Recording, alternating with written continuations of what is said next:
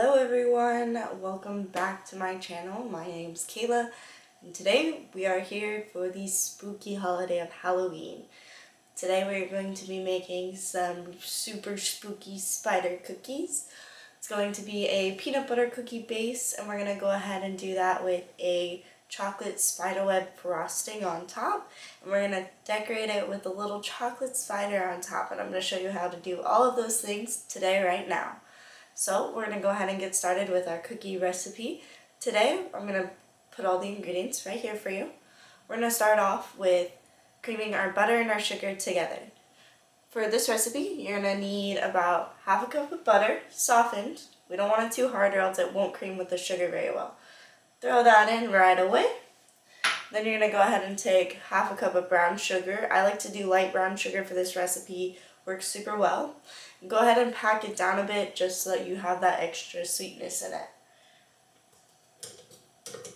Oop, doesn't want to come out. There we are. And we're also going to take half a cup of granulated sugar and add that in right as well. Like that. Go ahead and turn on your mixer.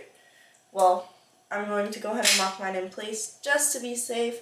We're going to turn it on a medium speed.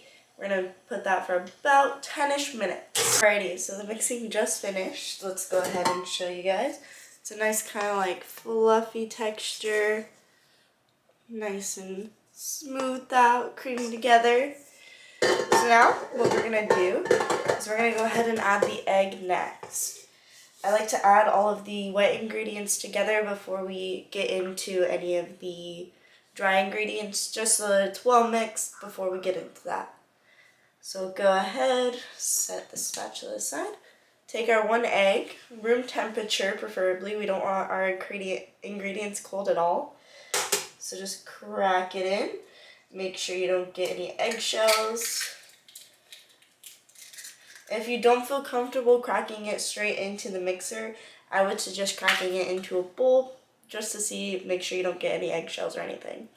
Go ahead, throw your mixer back into the locked position and start mixing once more. Alright, once that's well mixed right into there, we're going to go ahead and add our next ingredient. We're going to add the vanilla extract. Today we're going to need 1 teaspoon because you're going to get a lot more flavor from like the peanut butter and all of that. So throw that in real quick. Do a little mixy mix. Now we're going to add all of our dry ingredients. Unlock your mixer just like so. We're going to start off with adding our baking soda and baking powder. Today I have 3/4 teaspoon of baking powder. Throw that in right there, like so. Then you have a half teaspoon of the baking soda. Add that in. Make sure you get all of it. And then we're also going to add a pinch of salt. I didn't measure it out because that's kind of a waste of a dish.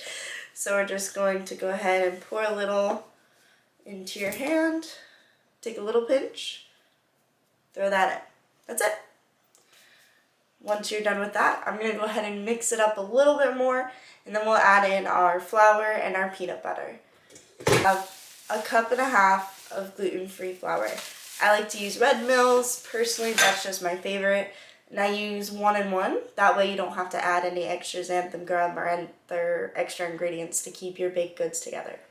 Go ahead and add this in like so. And then let's also just go ahead and add our peanut butter. I am adding a little over 3/4 cup.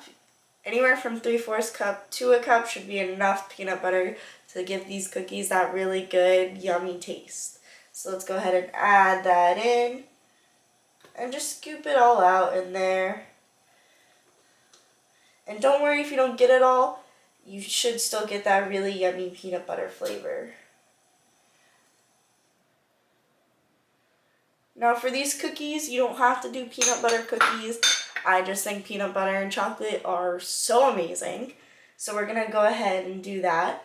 But you can also do classic chocolate chip cookie recipes. But instead of putting the chocolate chips into the recipe, you'll use the chocolate frosting and the chocolate spider decoration. Let's go ahead and mix this though. Okay, so now that it's all done mixing, you should get something that looks like this. Really yummy peanut butter cookie texture. Since we have that ready, I should have told you guys before to preheat your oven to 350 degrees. I'll put a little note at the beginning of the video and right here too, just to give a little reminder in case you guys missed it. So what we're going to do now, go ahead and line your baking sheet with some parchment paper, and then we're just going to roll our cookies into dough, or into little balls. Now, the thing for this recipe is normally with peanut butter cookies, you do that little cute fork press, you know, the 2 ways. We're not going to be doing that because we have our little spider web we're going to be doing. So I'm going to go ahead and find a toothpick. So we're not going to be using the little cute fork presses. Instead, we're going to use this side of the fork right here, and we're going to put it in a way of a spider web. That way we have a little divot to put our chocolate frosting in, and it's a little easier to pipe that on instead of having to worry about it being straight or anything like that. Makes it super easy, super fun. So let's go ahead and start rolling our cookie dough into little balls.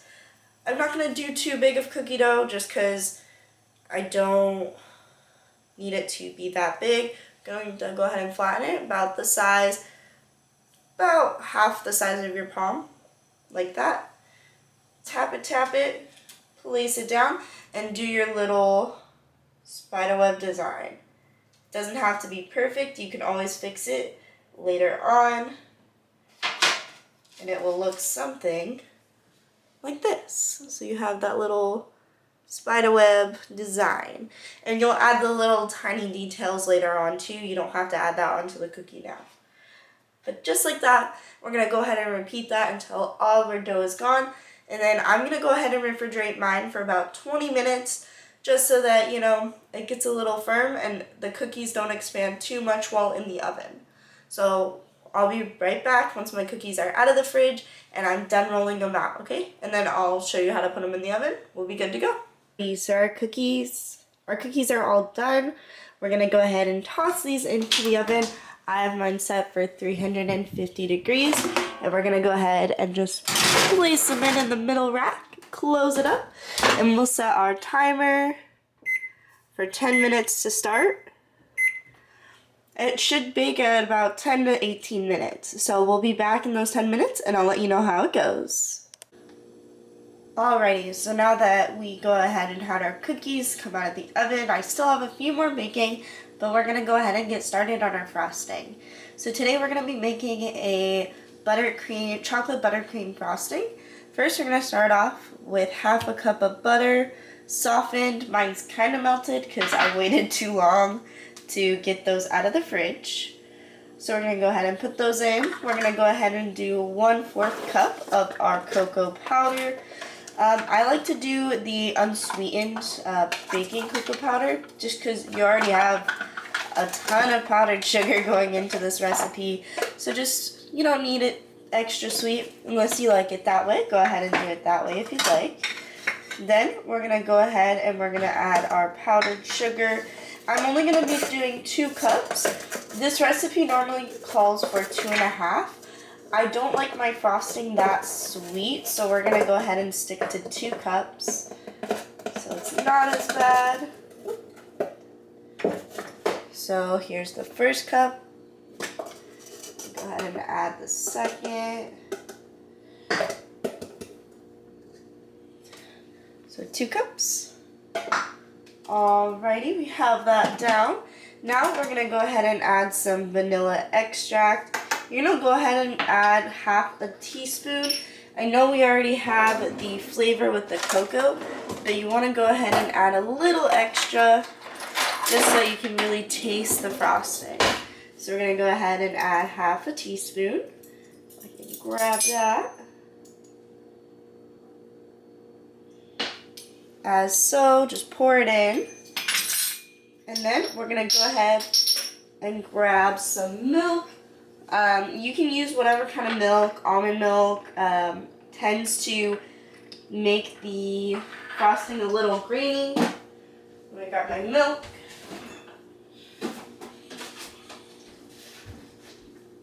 so I'm just going to use normal milk. For this recipe, go ahead and use anywhere from 2 tablespoons to 4. It's really up to you how thick you want the frosting. Ooh. We want it a little thick, but not too much that it won't come out of our piping bag, but we also don't want it too runny that it's just going to fall off of our cookies. So we're going to go ahead and do that. And I'm going to go ahead and whisk this up and show you the final product. Alrighty, so we're back. So I'm going to kind of show you what I've done to do these little spider decorations. So all I did was I took a piece of paper and drew some little spider designs. You can kind of do whatever you want. I chose these 2 designs and I'm going to alter between them. Then you take a piece of parchment, stick it over just like this, and you can kind of tape it down so you can see the design better. And then all you're going to do, you're going to melt some chocolate and some coconut oil. This way the chocolate melts and it's not lumpy and it's nice and ready. Make sure it's not too hot or it's not going to kind of form the shape you want it. It's going to kind of melt over the paper. So I'm going to go ahead and do a few of these and I'll be right back once I'm done. Alrighty, so they're not the prettiest, but that's okay. We're going to go ahead and let these little guys dry. While we're doing that, set those aside and we're going to bring in our cookies. Make sure I don't knock anything over. Alright, cookie time. So these are how the cookies turned out, nice and pretty. And these little divots here are what we're gonna be frosting. So you already have your little outlet ready to go. So let's go ahead and set you guys up right here. Just like this, we'll go ahead and start frosting.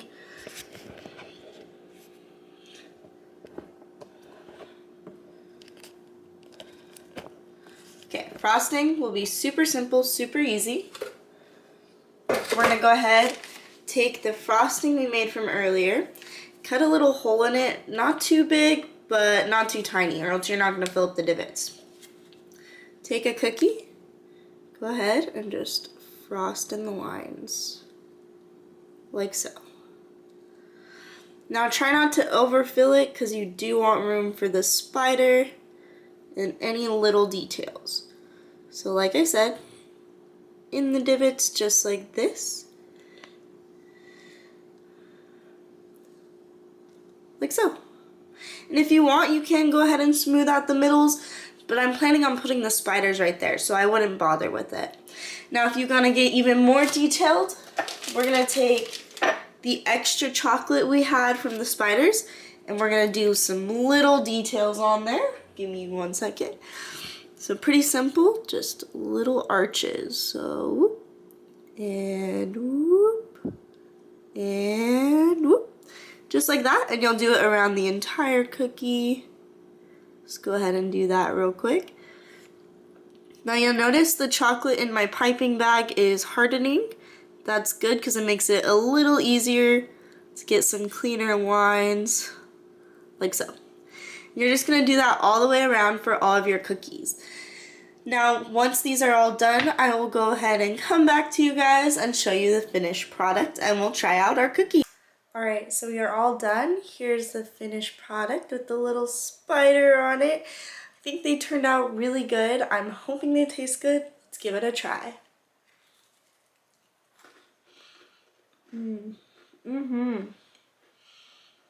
Super tasty.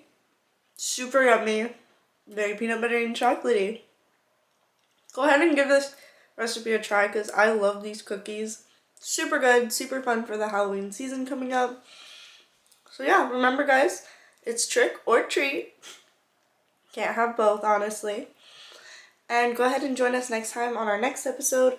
We'll be making caramel apples. So thank you so much for joining. Have an amazing day. Bye.